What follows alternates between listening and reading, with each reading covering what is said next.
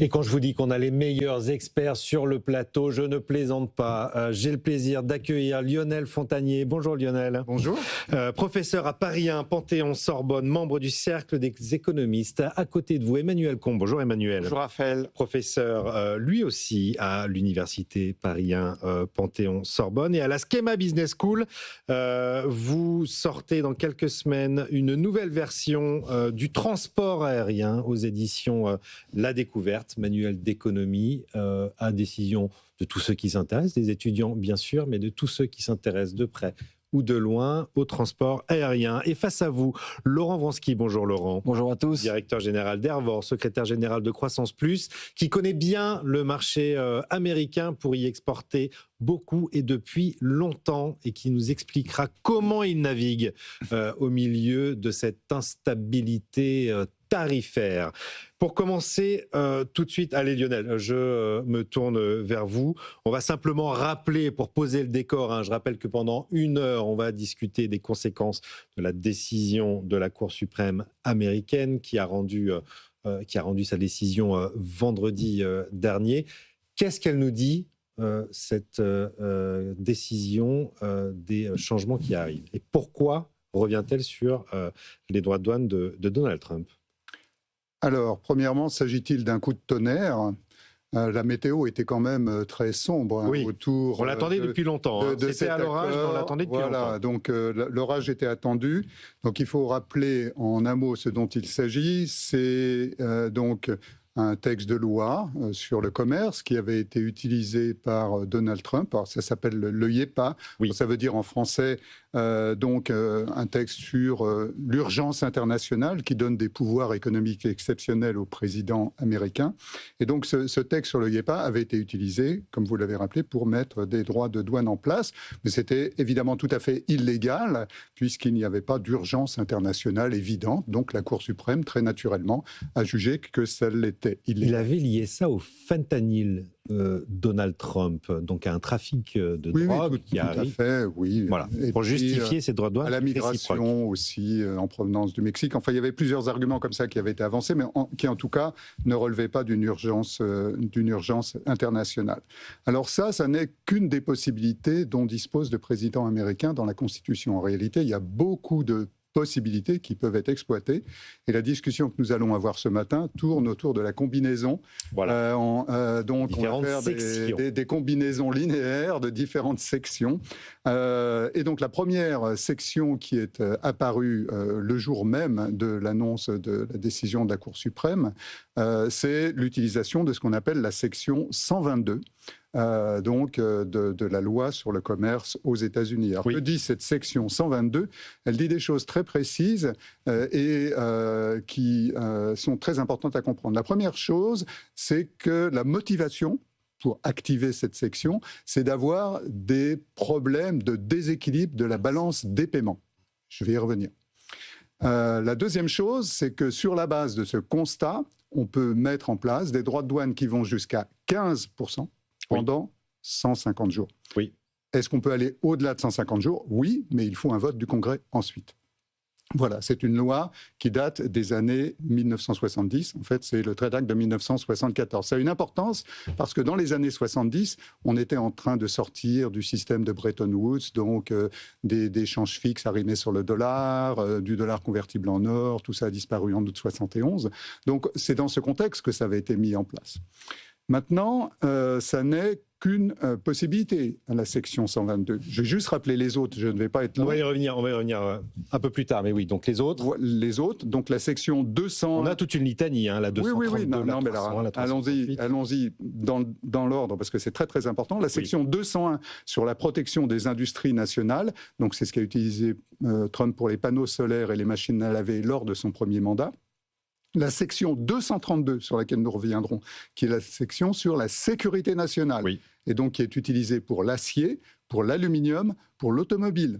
Et là, ce sont des droits de douane qui ne tombent pas du tout avec les droits de douane qui ont été mis en place ne tombent pas du tout du fait de la décision de la Cour suprême. Ils restent là. Les 25% sur l'auto, les 50% qu'il peut y avoir sur certains aciers, etc.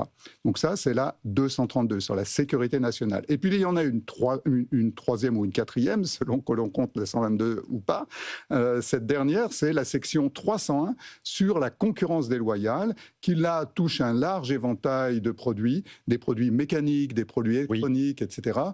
Et qui sont donc largement utilisés contre des partenaires comme la Chine. Cible pays par pays, ça. Hein. Voilà. Et j'en aurais fini, et après je laisse la parole aux autres, en disant simplement que ce qui a été décidé avec la décision de la Cour suprême et l'annonce qui a été faite ensuite par la présidence américaine, c'est 1, les tarifs IEEPA disparaissent. Oui.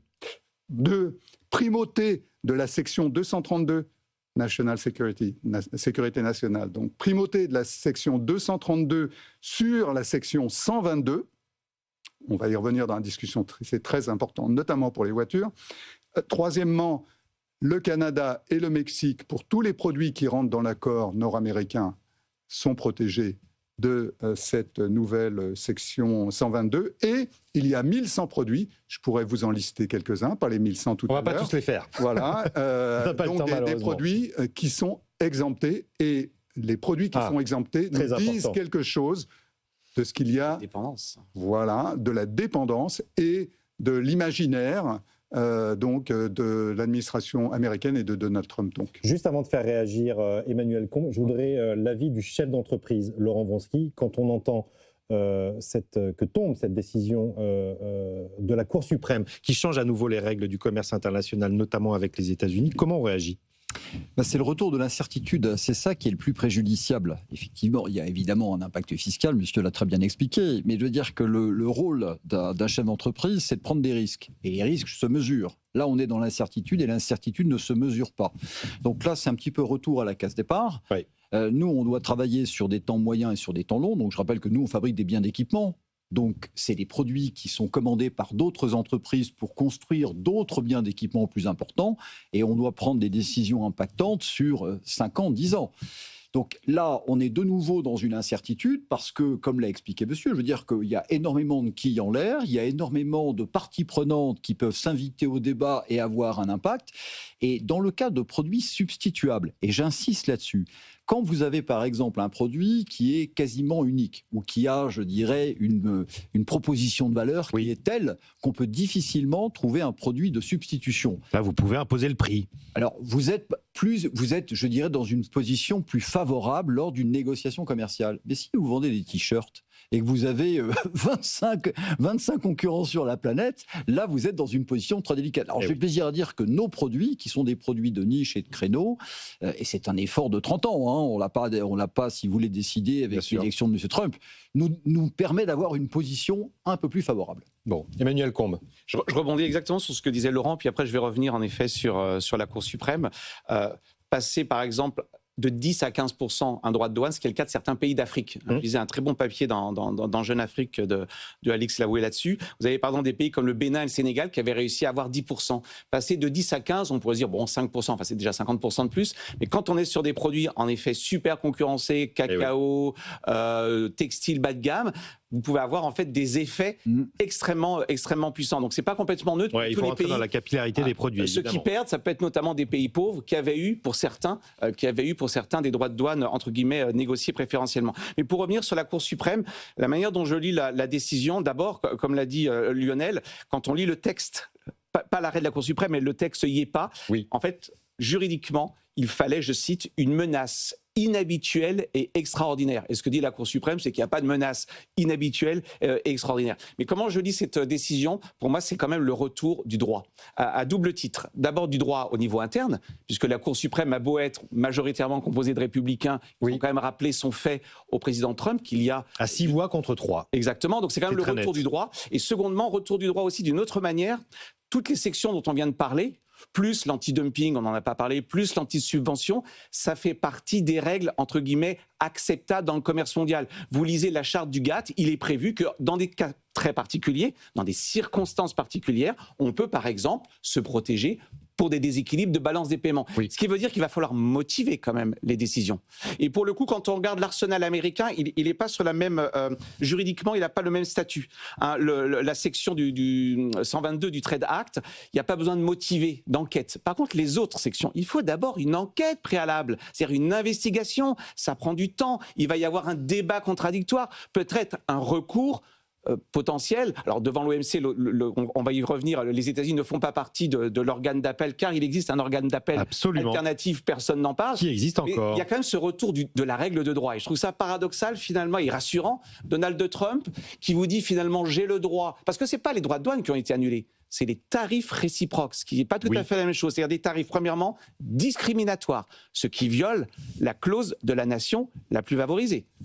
Discriminatoire, qui s'applique sans limite de temps, qui s'applique quasiment à tous les secteurs. C'est tout le contraire de l'esprit du GATT qui vous dit quoi ? A priori, vous ne vous protégez pas, mais si vous vous protégez, il faut, 1, le justifier, 2, c'est plutôt sectoriel, troisièmement, c'est motivé et c'est temporaire. Donc je trouve qu'il y a quand même un retour, me semble-t-il, en tout cas, la Cour suprême nous rappelle qu'il existe des règles de droit, y compris dans le commerce international. Et qu'on ne peut pas faire n'importe quoi. Et je trouve que c'est plutôt rassurant. Laurent. Oui, il y a une chose, si on prend un peu de recul, il y a quand même une chose assez extraordinaire. C'est-à-dire que là, effectivement, il y a matière à s'inquiéter avec les gesticulations fiscales du président américain, mais quand on regarde 2025, d'une part, le commerce mondial ne s'est jamais aussi bien porté, donc finalement, ce n'est pas du tout la fin de la mondialisation. Et puis la deuxième chose, c'est qu'il y a un déficit de la balance commerciale américaine qui est record. Oui, ça on va y venir. Bon, donc, je veux dire, Monsieur Trump peut faire tout ce qu'il fait. Je veux dire, les chaînes, il faut bien comprendre une chose, les chaînes de production aujourd'hui, d'un point de vue mondial, sont parfaitement intégrées, notamment dans des produits complexes. L'automobile, c'est celui que l'on connaît le plus parce que c'est un produit, je dirais, que tout le monde connaît. Mais dans des produits très industriels, aujourd'hui, vous avez des chaînes industrielles qui se sont constituées pendant des décennies. Eh oui. Je vais prendre un exemple. Regardez Airbus. Je veux dire, avec le Covid, toute la chaîne industrielle a été perturbée. Il n'arrive toujours pas, 6 ans après, à revenir à la normale. Donc, le commerce, si vous voulez, est en place, est prospère, et résilient. Et c'est adapté. Hein. Exactement. Et donc, malgré ce que dit M. Trump, en 2025, les États-Unis n'ont pas réussi à réduire leur déficit commercial. Je voudrais qu'on avance. On a cette carte qu'on peut remontrer à l'écran. Alors, ce n'est pas 15%, puisqu'on a découvert qu'en réalité, l'administration n'avait tarifé que 10%. Peut-être, Lionel Fontanier, vous allez nous le dire, peut-être que ça va monter à 15% assez rapidement. Mais il y a des gagnants et des perdants dans cette décision. Bon, globalement, on ne va pas faire pays par pays, mais qui sont-ils ? Alors, je pense qu'il faut faire très attention au fait que c'est très granulaire, hein, cette décision, parce que d'une part, il y a d'autres sections qui comptent, hein, comme la 232 qui reste. Donc ça, il faut en tenir compte quand on fait les calculs. Puis il y a tout un tas d'exemptions.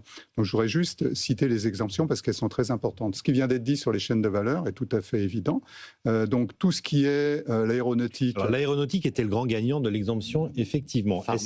Est-ce qu'elle perd cette exemption de fait ou pas ? Maintenant, l'aéronautique est exemptée du 122, d'accord ? Donc les Européens perdent le bénéfice qu'ils avaient obtenu lors de l'accord de l'été dernier. Donc ça, c'est pas une bonne nouvelle pour Airbus. Mais Airbus, de toute façon, et Boeing ont besoin chacun des pièces. Airbus achète des pièces aux États-Unis et Boeing en Europe. Donc à la fin, c'était évident qu'il fallait être à 0 Raphaël, pour 0. Pardon, je t'interromps juste une seconde, il y a pénurie d'avions. Hein. Oui. Donc la pharmacie, dans la partie aéronautique, on a rajouté les drones cette fois qui n'y étaient pas. Donc on a découvert que ça existait. Donc la pharmacie, mais il y a tout un tas d'autres exceptions qui sont importantes parce que Trump, en même temps, a un problème de pouvoir d'achat par rapport au mid-term. Et donc tout ce que les Américains consomment au petit déjeuner ou au déjeuner est exempté. Donc le bœuf, les tomates, les avocats, les oranges, le café, le thé, tout ce qui est indispensable, ainsi que les livres religieux et les hosties. Donc, et les branches, il y a également... C'est très politique, il y a également les branches de myrte, mais uniquement si elles sont utilisées pour des offices religieux. C'est vraiment écrit comme ça. J'ai lu le détail du décret. Bon. Donc, ces exceptions montrent qu'il faut aller vraiment dans le détail. Et quand on va vraiment dans le détail, on s'aperçoit que le plus grand gagnant, c'est probablement le Brésil. Le Brésil qui voit donc en termes de points de pourcentage, donc le tarif moyen, une fois tous les calculs faits, qui baisse de plus que 13%, presque 14%, enfin 14 points de pourcentage. 14 points de pourcentage. D'accord. La Chine, ça baisse de 7 points de pourcentage. Donc c'est quand même un paradoxe, c'est-à-dire que l'un des objectifs de Trump était d'affaiblir la Chine et du fait de la décision de la Cour suprême et de la combinaison de toutes les sections, le droit de douane opposé à la Chine va baisser de 7 points de pourcentage. C'est ce qu'on voit sur la carte qu'on peut remontrer à l'image. L'Asie, globalement, grand concurrent l'Inde des gagne, États-Unis le Vietnam gagne, la Thaïlande gagne, vous avez tout à fait raison. Parmi les perdants, eh bien, le Royaume-Uni, qui voit les tarifs qui sont opposés à ces produits en moyenne augmenter de 2 points de pourcentage. L'Italie, presque 2 points de pourcentage. La France, 1 point de pourcentage. L'Allemagne, un peu moins d'1 point de pourcentage. Et le Japon. Donc, fondamentalement, ce qui s'est passé, c'est qu'on a diminué la protection américaine vis-à-vis des pays d'Asie et on l'a augmentée, en gros, vis-à-vis des pays européens. Est-ce que c'était ce qu'on cherchait à faire ? Pas forcément. Alors, est-ce que c'est une bonne ou une mauvaise nouvelle ? Les Européens, notamment les Français, perdent le bénéfice de la marge de préférence qu'ils avaient obtenue l'été dernier, puisque grâce à l'accord, ils n'avaient pas eu la hausse des tarifs que d'autres avaient eu. Mais en même temps, puisque la Chine se voit moins imposer de taxes en rentrant aux États-Unis, les produits chinois vont pouvoir retourner aux États-Unis, ce qui est probablement une bonne nouvelle pour les industriels européens, puisque la pression chinoise sur l'Europe va diminuer du même pas.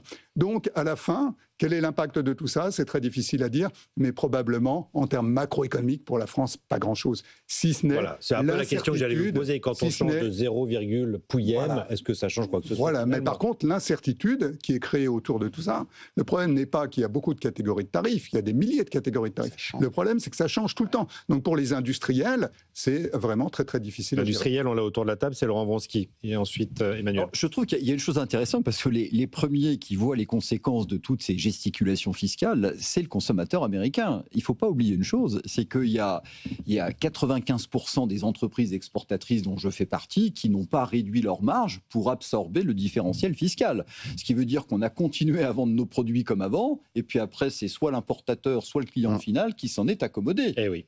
Et donc, qui a payé ? Et c'est là toute l'ironie. Le consommateur américain, évidemment. Voilà, donc on veut protéger les États-Unis, le consommateur américain, en lui faisant payer plus de taxes. Contrairement à ce qu'a raconté Donald Trump. Le raisonnement me dépasse un peu.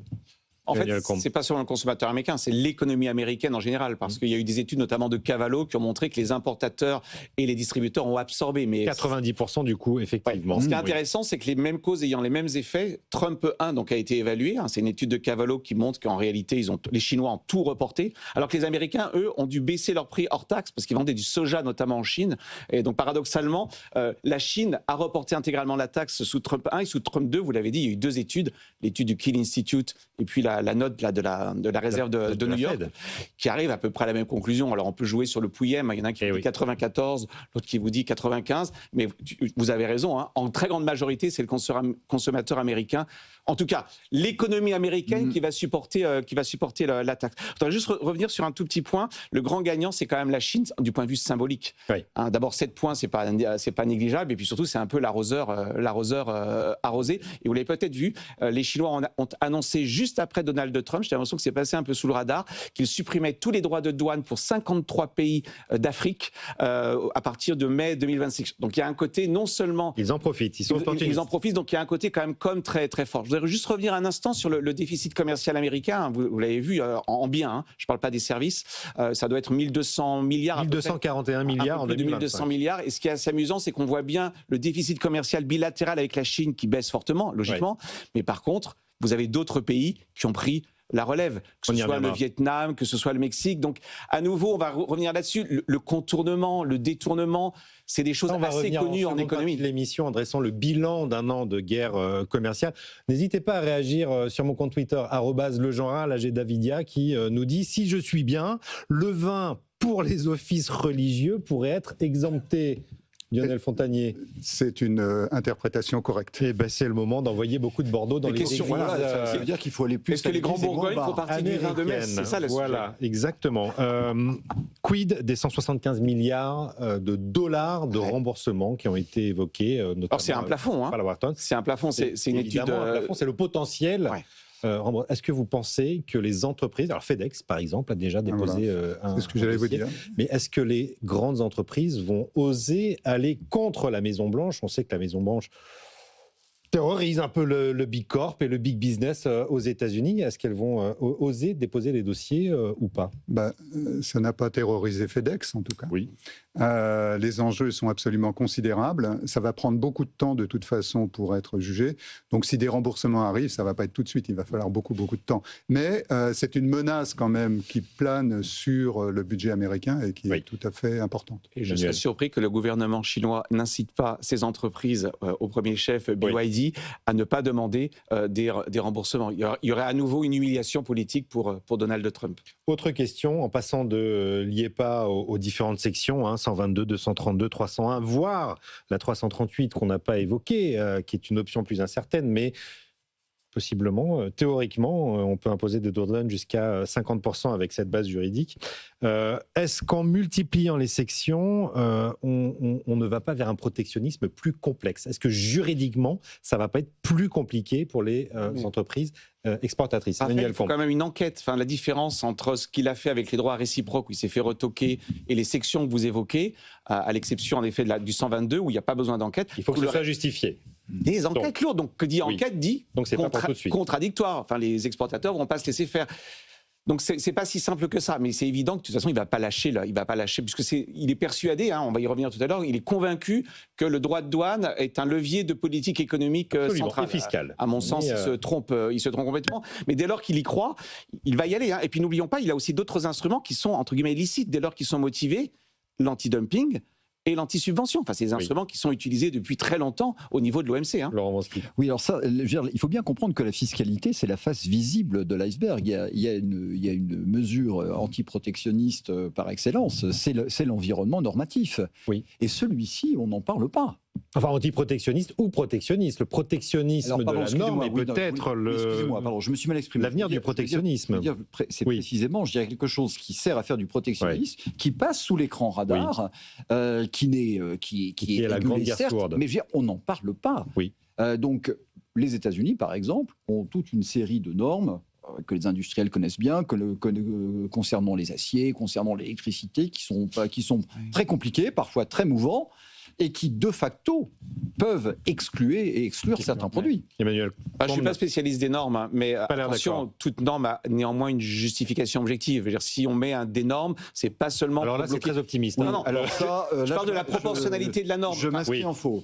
Parce que, si vous voulez, là, pour la question, c'est très intéressant. Vous avez des produits qui sont... Donc, elle ne viserait que les produits importés. Alors, logiquement, elle s'applique aussi aux producteurs nationaux. Il y a des produits...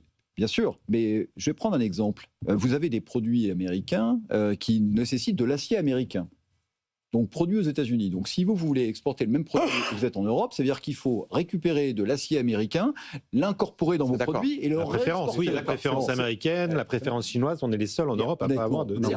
C'est du contenu local. C'est des clauses d'intégration locale, ça. Donc c'est à la limite de la régulation, ça relève du protectionnisme au sens habituel du terme. Je pense qu'il y a plusieurs points à faire. Le premier, c'est qu'il y a une distinction claire, en général, qui est faite à l'OMC, au GATT et dans toutes les instances internationales, entre le protectionnisme et la défense commerciale. Voilà. Donc, quelle est la différence ? La défense commerciale, c'est mettre en place des droits de douane ou des mesures qui visent à compenser du dumping, par exemple, ou des subventions. Voilà, donc quand le partenaire commercial se comporte de façon non conforme par rapport aux règles du commerce international, à ce moment-là, on a le droit de mettre en place des dispositifs qui freinent les importations. Donc on le fait, comme ça a été dit, après enquête. On le fait ensuite pour une durée déterminée, au bout de cette durée déterminée, il y a une nouvelle enquête pour savoir si on doit continuer, etc.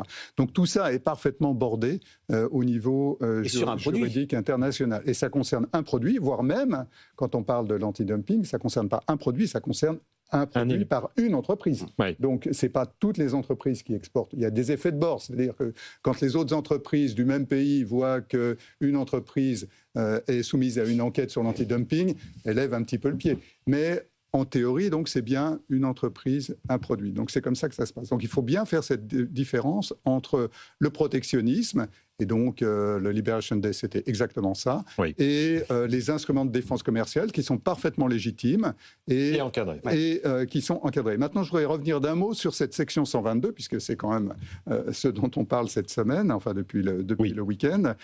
Dans la proclamation de la Maison-Blanche, si vous la lisiez... Donc surtaxe, on rappelle, la section 122, c'est une surtaxe universelle de 10%, peut-être 15%, pendant 150 jours, ce qui nous amène dans 5 mois. Voilà. J'avais la date 24 juillet, je crois, et qui permet de restaurer, alors dites-moi si je me trompe, environ 70% en réalité du niveau tarifaire pondéré perdu avec la suppression de l'IEPA. Là. Et c'est motivé par le déficit de la balance des commerciales. Deux choses. De combien ça bouge la protection américaine? Oui. Donc, avant la décision de la Cour suprême américaine, quand je fais la moyenne de tous les droits de douane américains, c'est 15%. Après la décision de la Cour suprême, je tombe de 15 à 8%. Avec la section 122, je remonte de 8 à 13. Et si jamais on s'arrête aux 10% plutôt que 15%, c'est-à-dire où on est aujourd'hui, on est à 12. Donc on est passé de 15 à 12. C'est ça le point. C'est bien ça les 70% à peu près. Maintenant, la justification.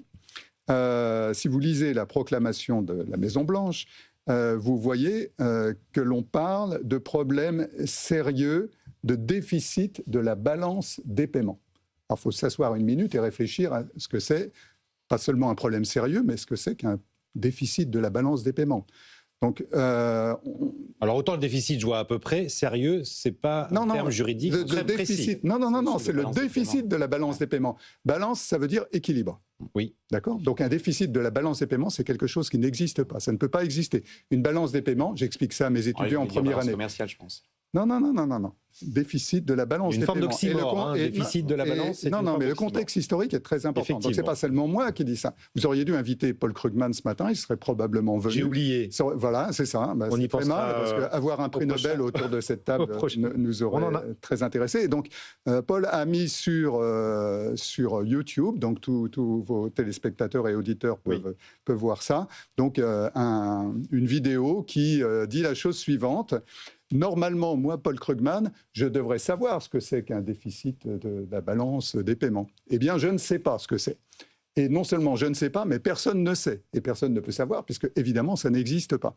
Et donc, qu'est-ce qui se passe ? Il se passe que quand cette Trade Act donc, a été imaginée dans les années 70, on était au sortir donc, d'un système de taux de change fixe. Et dans un système de taux de change fixe, que devaient faire les pays ? Si les pays avaient un déficit commercial qui n'était pas compensé par un excédent sur les capitaux, vous êtes en déficit commercial et c'est compensé par des entrées de capitaux. Si les entrées de capitaux ne suffisaient pas, il fallait maintenir le taux de change. Et pour maintenir le taux de change, il fallait faire quoi ? Il fallait donc vendre des dollars. Donc, ce qui fait que tous les pays avaient des dollars dans les réserves officielles, voire de l'or, mais du dollar. Et donc, c'est l'idée de cette loi, c'est que effectivement, dans ce contexte, il pouvait y avoir une pénurie de dollars pour les pays qui étaient en déficit par rapport à un certain nombre de postes dans la balance des paiements. Mais de toute façon, pourquoi cette loi n'a jamais été adoptée ? Enfin, elle a été adoptée, mais jamais utilisée, pardon. Et c'est tout simplement parce que les États-Unis, par construction, ne peuvent pas avoir un problème de dollars. C'est eux qui ont le dollar. Évidemment. Donc, ça ne peut pas exister. Ça ne peut pas exister. C'est eux qui le produisent. Donc, ça n'arrivera jamais. Donc, il n'y a pas de problème de déficit de la balance des paiements. Il peut y avoir un problème de déficit commercial, mais qui, dans le cas américain, est compensé par des entrées de capitaux. Et si jamais ça n'était pas le cas, qu'est-ce qui arriverait? Eh bien, le dollar serait déprécié. Et la dépréciation du dollar, c'est écrit par Donald Trump, c'est ce qu'il souhaite, un objectif. etc. Ils veulent ça, ils veulent la dépréciation du dollar. Donc non seulement ça ne peut pas arriver, un déficit de la balance des paiements, mais si jamais ça arrivait, eh bien ça pousserait le dollar à la baisse. Très concrètement et d'un mot, parce qu'on est déjà un petit peu en retard, mais ça veut dire quelles conséquences? Ça veut dire qu'on ne peut pas utiliser cette section? Ça veut dire que cette section, si elle est contestée auprès de la Cour suprême, sera jugée évidemment illégale. Mais ça n'arrivera probablement pas parce que le temps que la Cour suprême prenne sa décision, on sera très au-delà des 150 jours. Donc ça ne vaut pas la peine d'aller dans cette direction. Mais peut-être le sera-t-elle. Bon, allez, on s'arrête pour une très courte pause publicitaire. On se retrouve tout de suite après. On va continuer cette discussion passionnante. Ne quittez pas.